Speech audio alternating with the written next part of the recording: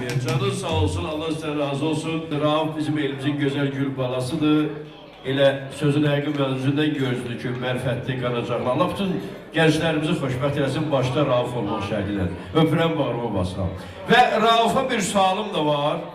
Xahiş edim Raufla bizi əmi bala, indi biz tək bıraxın, xahiş edim. Rauf, sən bir sual verin də, qardaşım. Bax, təsəvvür elə ki, təsəvvür elə ki, qardaş, hamı gördü ki, sən rüşvət verirsən, başına dönürsən. Rüşvət gör, hə, şirinlikdir. Hə, şirikada qalırsan. Rauf, yaxşı, bir sual verin. Təsəvvür elə ki, heç o xanımı, Məltəm xanımı tanımırsan.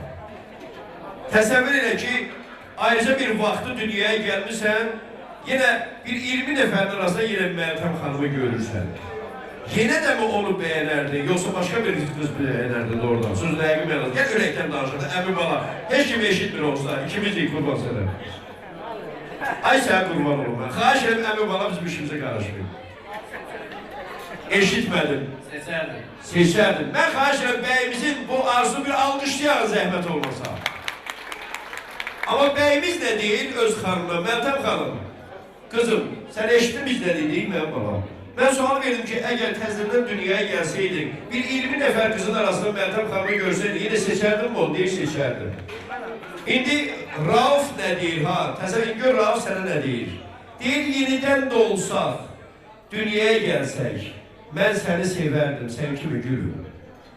Həyata təzədən baharda gəlsək, mən səni sevərdim, sən kimi gülüm. Bitsən dağdaşında bir lalə kimi, tökülsən qayadan şəlalə kimi, çəkərdim başıma piyalə kimi, deyir, mən səni sevərdim, sən kimi gülüm. Dağların döşündə bir duman olsan, səndikin qəlbində bir güman olsan, Məltəm xanım, həyata təzədən gələcək olsan, deyir, mən səni sevərdim, sən kimi gülüm, sən kimi sevərdin? Oğlan yine sevərdim, mən babam. Gülmək razılıq əlamətli yəqin ki, elə mi? Gəlin gəlinimizi də bir alqışlayaq zəhmət olmasa. Bravo, sən qadınalım. Allah sizi xoşbəxt eləsin. Doğrudan gözəl ailə qurursunuz. Allah bu gözəl günləri bütün subaylarımıza qismət eləsin. Sənin sağ əlin bütün subayların başına olsun. Kendimizin sağ əlin subay qızlarımızın başına olsun. Əyləş qurban sənə. Allah sənə ömür versin. Elə sənin bu gözəl arzulara amin deyən gözəl dostlarım. Akif qardaşı salamlayım, akşam xeyir olsun. İstədim Azər qardaşı, Ələkbər qardaşı, Nurəddin qardaşı, Vəli qardaşına salamlayım. Dost adını ucatdım. Dost balasını xeyir işində sevinir, şadlı bu gözəl qardaşları. Səhnəmizə görə onlara xoş gəlmiş deyik. Xoş gördük mənim qardaşım.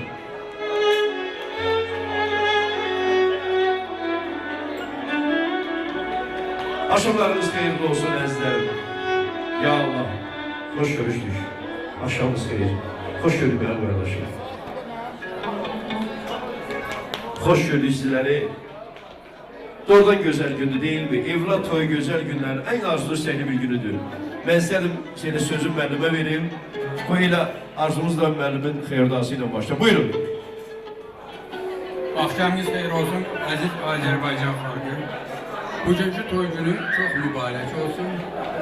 Mən birinci udalara göz aydınlıq deyir, gözümüz aydın olsun. Gün olsun, aydın olsun. Ay qudalar, qoy gələn elə bir vaxt olsun ki, nəvəmiz olsun, adı da aydın olsun. Sağ olun.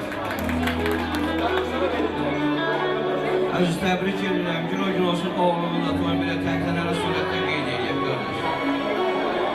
Allah mübarək eləsin. Xoşbəxt olsun.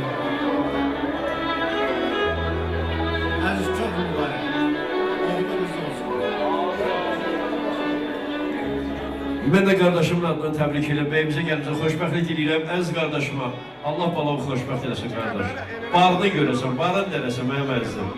Buyurun, kardeşlerin de körlüğüne musikisi, o güzel musikisi seslendireyim. Kol kaldırıp rəqs edeyim, buyurun.